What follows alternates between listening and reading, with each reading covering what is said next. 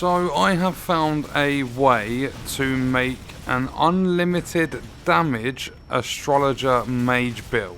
And as you will see in this showcase, I dealt 18,413 damage, and there are a few other factors you can add into this to make it even better. So welcome back to Elden Ring. In this video we are taking a look at the Astrologer Mage build that will give you an unlimited amount of damage depending on the situation you are in. And just quickly before we do get into this, if you are not currently subbed to the channel, make sure you do sub, turn notifications on. If you enjoyed the video, don't forget to leave a like, all support is greatly appreciated. And if you want to support me further as a creator, then check out the links in the description, and let's get into it.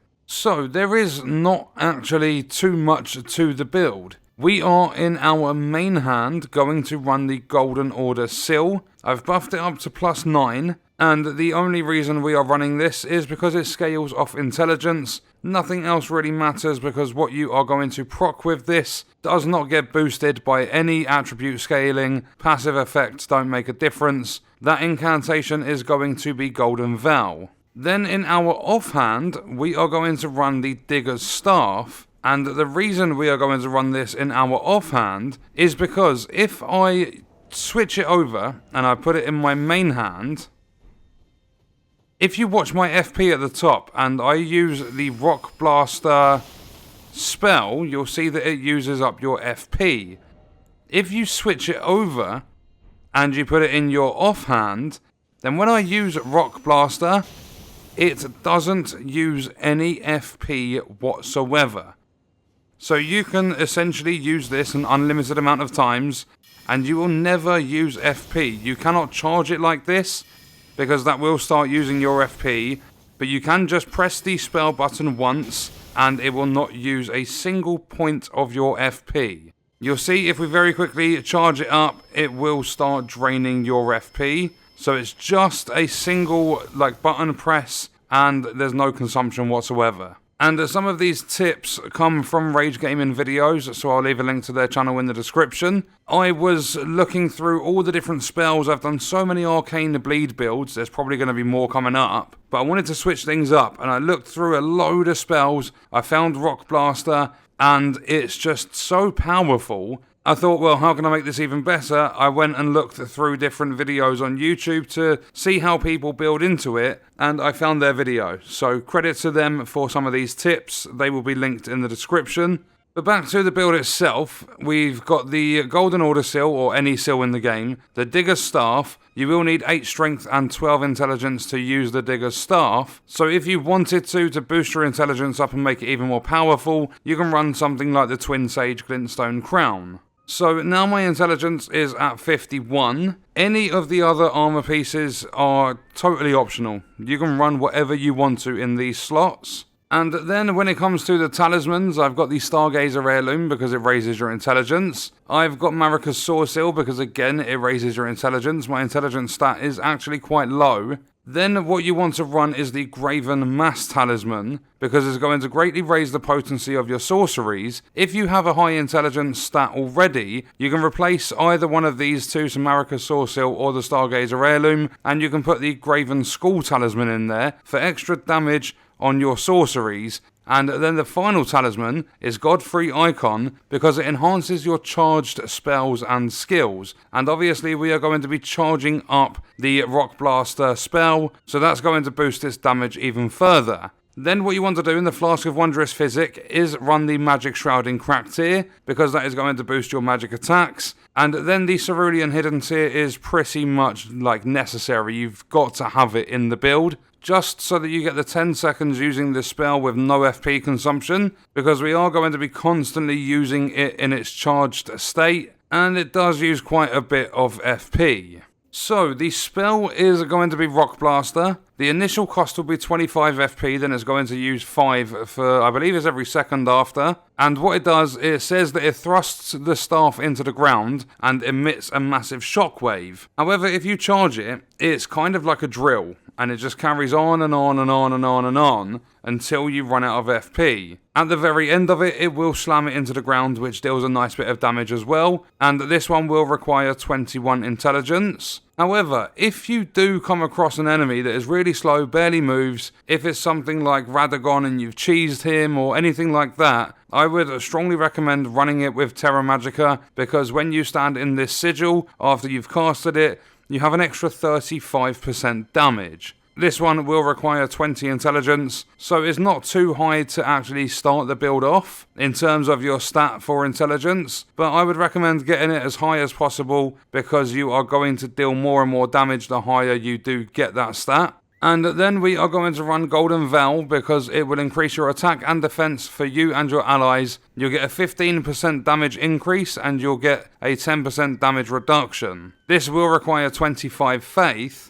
So if we head over here to this giant again, what I'm going to do is try and use Terra Magica. So I'm going to be a little bit more patient because this guy does stop. So he does get along to here, like if you look at the top of my crown, he sort of gets to that area and then stops walking for a minute. So what I'll do is I'll proc Golden Veil. You can do it whilst you're horseback. It lasts for 90 seconds. And then if I switch over to Terra Magica, so if I jump off and I drink my flask, I've got to try and do this quick, Terra Magica, and then use this. Look at how quick that damage builds up.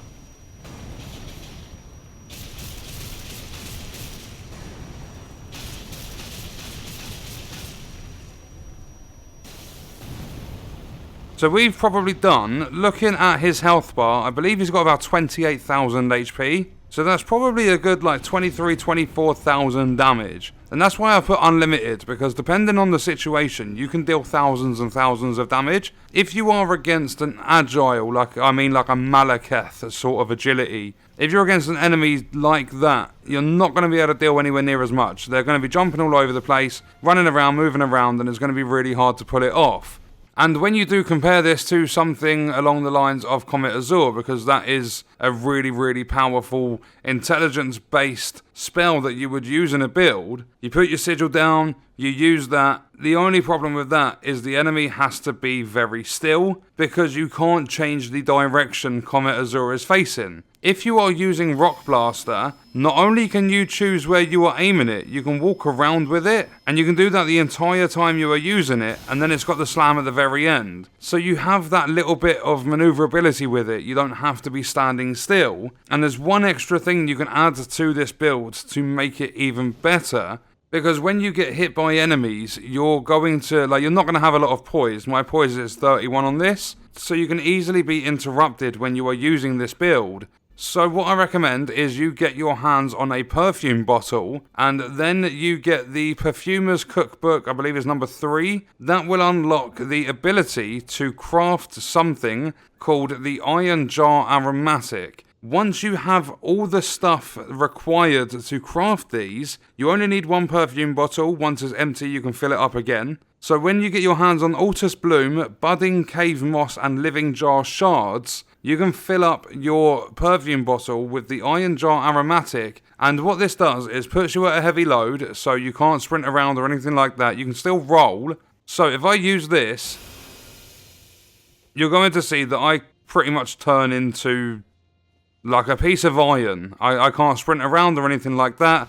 I can still roll, but I'm automatically a heavy load. It doesn't state in your inventory, but you can see that I'm fat rolling. This will last for 40 seconds, and this is essentially, unless it's a really heavy strike, you're not going to get interrupted. So if the enemy's slow moving, equip this. You'll still take the damage, but it does give you damage reduction, and this is going to be really, really helpful for the build. So it's going to be one of them builds that are really, really situational. Most builds in the game, if not all of them, are quite situational due to enemy resistances and things like that. But this one is going to be similar to Comet Azur, but you get a lot more maneuverability with it. So with this giant, just to finish this video off, if I use Golden Veil, and then come down here, I want to try and target his leg.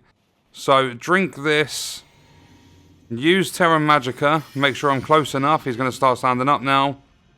And then if I use this, if I don't lock on, see, that's the thing. If I was using the Iron Jar Aromatic there, he would not have been able to knock me out of it.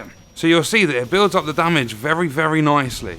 And that was a look at an unlimited damage Astrologer build or Mage build in Elden Ring. The damage potential is insane, but as I said, it's situational. You need a slow moving enemy, and what we're going to do is leave that video there. Let me know your thoughts and stuff in the comments, and I'll see you in the next one. I hope you guys enjoyed it.